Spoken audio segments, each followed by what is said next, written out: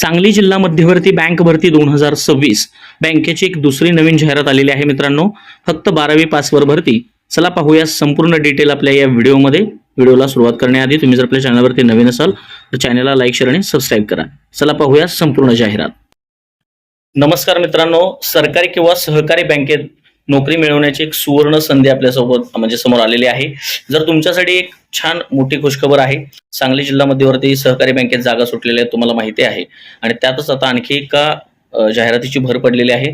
सांगली जिल्हा मध्यवर्ती बँकेमध्ये तब्बल 79 पदाची जाहिरात निघालेली आहे. मेगा भरती निघालेली आहे शिपाई पदासाठी, आणि ही फक्त 12वी पास उमेदवारांसाठीच आहे. म्हणजे उत्तम संधी आहे. 12वी पास जर तुम्ही असाल तर तुम्ही शिपाई पदाचा अर्ज करू शकता सांगली जिल्हा मध्यवर्ती बँकेमध्ये. व्हिडिओमध्ये आपण पाहणार आहोत की वयोमर्यादा काय आहे, अर्ज कसा करायचा, परीक्षा पद्धती कशी आहे, आणि महत्त्वाचं म्हणजे अर्ज करण्याची शेवटची तारीख कोणती आहे. व्हिडिओ शेवटपर्यंत नक्की पहा आणि चॅनलला आत्ताच सबस्क्राईब करून ठेवा.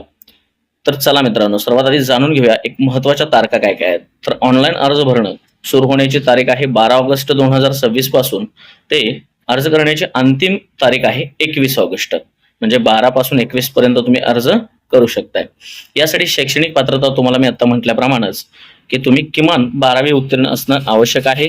आता यासाठी लागणारी वयोमर्यादा काय आहे, तर यासाठी तुम्हाला उमेदवाराचं वय 18 ते 35 वर्ष दरम्यान असावं, आणि वयाची गणना 21 ऑगस्ट 2026 पर्यंत केली जाईल. या पदाकरिता जी 70 गुणांची OMR चाचणी होईल.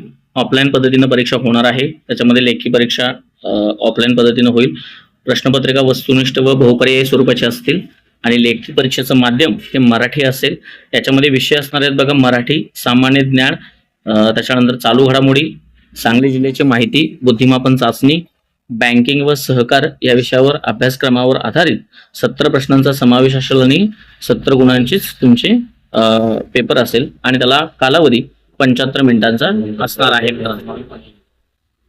ठीक आहे सर. नैसर्गिक आपत्तीमुळे अथवा तांत्रिक कारणामुळे व अन्य कारणामुळे जर विहित दिनांकात परीक्षा घेणं जर जमलं नाही तर परीक्षेची तारीख सुद्धा बदलण्यात येईल. परीक्षा झाल्यानंतर तुम्हाला मुलाखतीस बोलवण्यात येईल, आणि मुलाखतीस बोलवण्यासाठी तुमचा जो गुणानुक्रम असतो, म्हणजे जे तुम्हाला गुण पडलेले आहेत त्या गुणाप्रमाणे एका जागेसाठी 3 उमेदवार बोलवण्यात येतील, आणि 30 मार्काची तुमचे काय असेल मुलाखत असेल.